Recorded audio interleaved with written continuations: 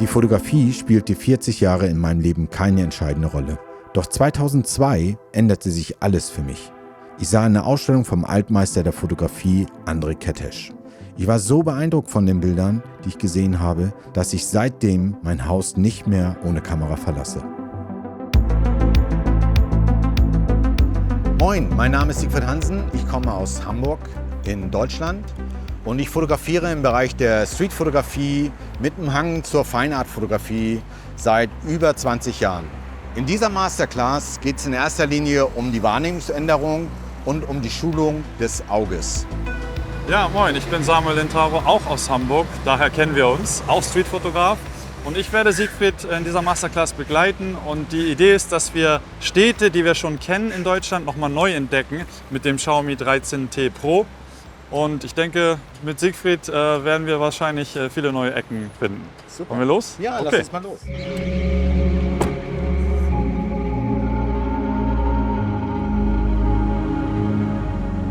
Und nutzt du eigentlich Smartphones für deine Fotografie? Ja, auf jeden Fall. Also ich kann da super schöne Notizen machen, wenn ich eine tolle Sache sehe oder für Workshops Bilder zeigen. Aber entscheidend ist schon das Sehen und ganz klar, die Kamera ist zweitrangig, ne? Ist ein Tool.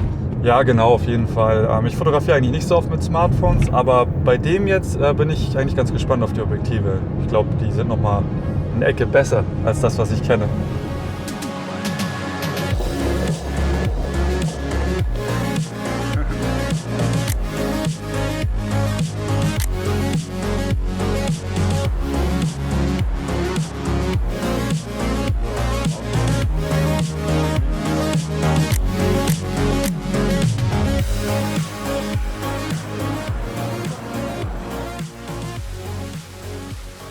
Die allerwichtigste Lektion ist eigentlich bei der Fotografie, die Wahrnehmung zu ändern.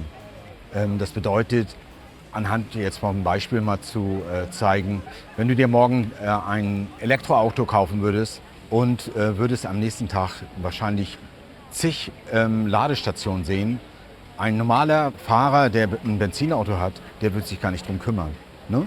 Und das ist so diese Änderung durch gewisse Situationen und Objekte, die ein komplettes neues Weltbild aufbauen. Das ist ja auch interessant, dass man in der eigenen Umgebung eigentlich keine Inspiration findet, weil es einem sehr bekannt vorkommt. Ganz genau. Und da wahrscheinlich musst du die Wahrnehmung anpassen, um einfach auch Neues zu entdecken, auch wenn du deine Umgebung schon kennst. Ja, der Mensch ist letztendlich immer handlungsorientiert. Wenn ich shoppen gehe, gehe ich einfach von hier zu dem Laden und überlege nicht, was ich hier fotografieren kann. Diese Strategie ist eigentlich, sein komplettes Umfeld wieder neu zu entdecken. So Dinge wahrzunehmen, die man vorher einfach unbeachtet liegen gelassen hat.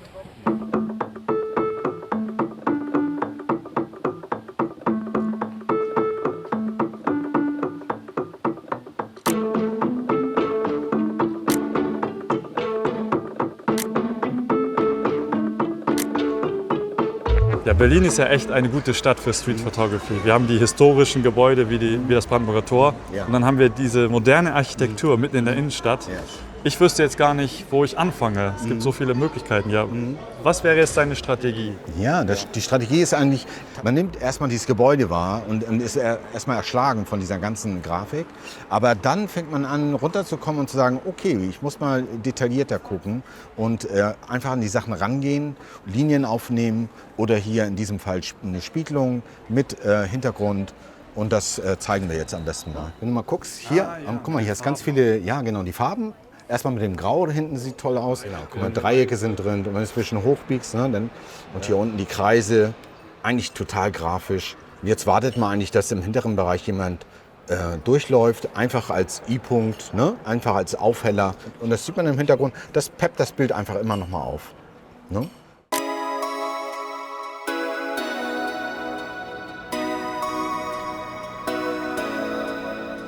Hier ist das Regierungsviertel und hier sind etliche super schöne Fotopoints, die wir jetzt mal aufsuchen. Auch in der ersten Wahrnehmung ist man total erschlagen von diesem ganzen tollen Gebäude. Und auch hier wieder muss man rangehen und seine Ecken suchen, seine neuen Winkel. Und dann schauen wir mal. Ich führe euch mal dahin. Hier ist mit dem Kreis hier, das ist natürlich architektonisch super gemacht. Aber meistens gehe ich hier hinter, nehme jetzt das Ultraweitwinkel und versuche dann hier den ganzen Kreis mit aufzunehmen. Und man hat hier eben als besonderen Punkt hier nochmal die Linien, die hier super schön reinführen und ins Bild reinziehen. Die Deutschlandflagge von dem Reichstag ist noch da mit drin. Und wir haben heute einen super schönen Himmel. Und ja, das ist ein super Foto. Gefällt mir. Also hier eine super schöne Gegenlichtsituation. Ich bin mir ganz sicher, die Sonne kommt gleich jetzt wieder durch. Eben war sie schon mal da und haben eine richtig tolle Situation gehabt. Und ich denke mal, ich werde mich jetzt mal darauf vorbereiten, dass sie gleich wieder durchkommt. Und dann werden wir da mit Sicherheit eine ganz tolle Gegenlichtssituation fotografieren. Das könnte man so wischen lassen und auch teilweise den Tele benutzen. Aber ich würde mich eher für den Weitwinkel hier entscheiden.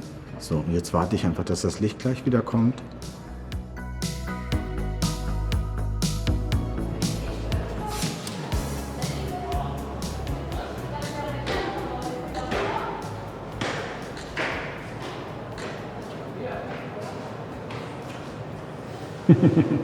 Besser geht's nicht.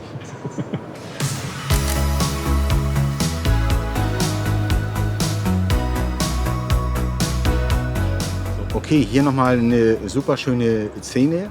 Ihr habt den Kreis und dann versuche ich immer noch was extra reinzupacken. Und hier habt ihr eine super schöne Fluchtlinie.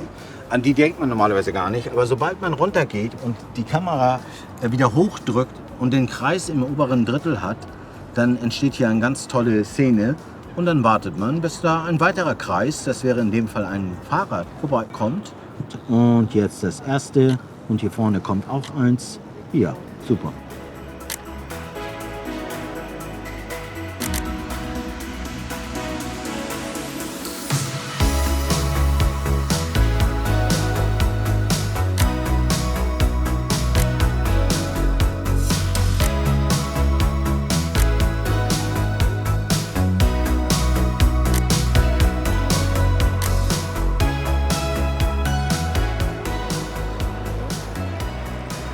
Ja, der Tag geht zu Ende und ich hatte auf jeden Fall echt viel Spaß. Gerade so mit den 3 Objektiven konnte man viel ausprobieren und ich habe Berlin auf jeden Fall auch neu entdeckt für mich. Also ich bin ja nicht so der grafische Typ, aber heute, ich sehe nur noch Grafiken und Linien, also dank dir und möchte am liebsten weiter fotografieren. Vielleicht ist es Zeit für eine kleine Zusammenfassung. Ja, das war wirklich ein spannender Tag. Heute mit der Wahrnehmung und das gibt einfach ganz klar ein paar Punkte, auf die man total achten kann. Das sind einfach die Linien aufzunehmen, Spiegelungen zu beachten, Licht-Schatten-Situationen, die sich ganz häufig anbieten, da einfach mal abzuwarten und häufig auch den entscheidenden Moment auch zuzulassen. Ich nenne es ja immer den erwarteten Zufall. Den es ja eigentlich gar nicht gibt, aber man kann die Möglichkeiten im Kopf sich überlegen und häufig passiert dann doch was, dass man ein tolles Bild macht. Genau, du gibst dem Zufall eine Chance, indem du dich vorbereitest. Genau. Und dann haben wir ja gesehen, da passieren manchmal Dinge, die kann man nicht planen. Genau so ist das. Ne? Okay, also jetzt mit dieser neuen Wahrnehmung stellt sich ja die Frage, was ist der nächste Schritt? Ich würde jetzt mal davon ausgehen, dass man vielleicht irgendwann den Fokus verliert. Du hast vollkommen recht. Also Wahrnehmung, da kann man sich wirklich zu viel wahrnehmen, dass man einfach überall guckt. Ja. Und eigentlich müsste man sich mehr fokussieren. Ja. Und da habe ich eigentlich ein spezielles System entwickelt. Ah, ja. Und das würde ich gerne in Hamburg zeigen. Ja, super. Dann gucken wir uns das mal in Hamburg an. Ja, perfekt. Dann lass uns da mal hin. Gut.